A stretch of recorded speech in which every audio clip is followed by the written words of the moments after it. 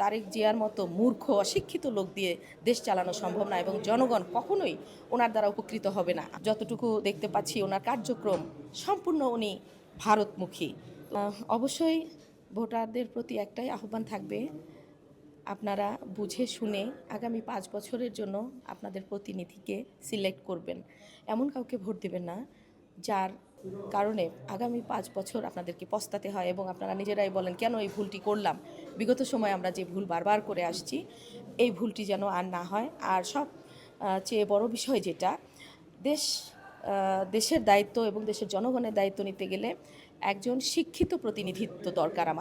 আমাদের প্রধানমন্ত্রী অবশ্যই তার শিক্ষিত হওয়া প্রয়োজন। এই তারেক জিয়ার মতো মূর্খ অশিক্ষিত লোক দিয়ে দেশ চালানো সম্ভব না এবং জনগণ কখনোই ওনার দ্বারা উপকৃত হবে না। আর সবচেয়ে বড় বিষয়, উনি 17 বছর দেশে ঢুকতে পারেনি।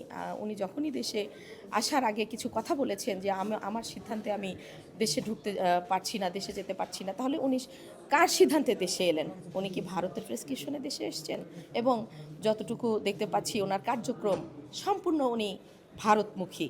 তো উনি হঠাৎ করে এত ভারতপ্রিয় কেন হয়ে গেলেন?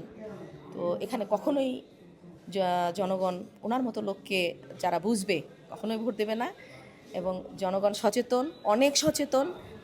জনগণের প্রতি একটাই দাবি, ওনারা যেন বুঝে শুনে ওনাদের মূল্যবান ভোটটি যোগ্য ব্যক্তিকে প্রদান করেন।